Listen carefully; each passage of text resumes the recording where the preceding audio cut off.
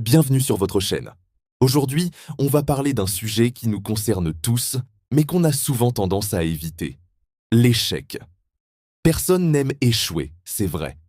Mais si je vous disais que l'échec n'est pas une fin, mais plutôt un tremplin, c'est ce qu'on va découvrir ensemble, car je suis convaincu qu'on peut transformer chaque revers en une force incroyable.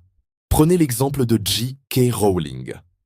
Avant de devenir l'auteur mondialement connu de Harry Potter, elle a essuyé pas moins de 12 refus d'éditeurs.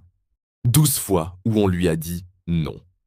Pourtant, elle a persévéré, elle a appris de ses refus et regardé où cela l'a mené. Ou encore, Michael Jordan, l'icône du basket. Il a lui-même dit avoir raté plus de 9000 tirs dans sa carrière, perdu près de 300 matchs et loupé 26 fois le tir de la victoire. Mais c'est justement parce qu'il a échoué encore et encore qu'il a réussi. Ces histoires pélo nous montrent que l'échec n'est pas un signe de faiblesse, mais une preuve de courage et de persévérance. Alors, comment faire pour rebondir après un revers? J'ai 3 étapes simples pour vous. Premièrement, accepter et analyser. C'est la première chose à faire. Au lieu de vous blâmer ou de nier ce qui s'est passé, prenez un moment pour reconnaître l'échec. Qu'est-ce qui n'a pas fonctionné? Quels sont les facteurs qui ont mené à ce résultat? Ne vous jugez pas, observez simplement les faits. C'est en comprenant les causes qu'on peut vraiment avancer. Deuxièmement, tirez les leçons. Une fois que vous avez identifié les raisons de l'échec, transformez-les en leçons précieuses.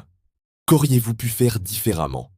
Quelles nouvelles compétences avez-vous développées ou devez-vous acquérir? Chaque erreur est une opportunité unique d'apprendre et de grandir. Considérez-le comme une formation accélérée pour atteindre vos objectifs futurs. Et troisièmement, agissez et réinventez-vous. Avec les leçons apprises en poche, il est temps de passer à l'action. Ne restez pas figé dans le passé. Adaptez votre approche, essayez une nouvelle stratégie ou même changez complètement de direction si nécessaire. L'échec vous a donné des informations cruciales. Utilisez-les pour créer un chemin encore plus solide vers le succès. C'est l'occasion de vous réinventer et de revenir plus fort que jamais. N'oubliez jamais cette citation de Winston Churchill. Le succès n'est pas final, l'échec n'est pas fatal. C'est le courage de continuer qui compte. L'échec fait partie du voyage. C'est en embrassant ce processus, en apprenant de chaque faux pas, que vous construirez une force intérieure inébranlable. J'espère que cette vidéo vous a aidé à voir l'échec sous un nouvel angle.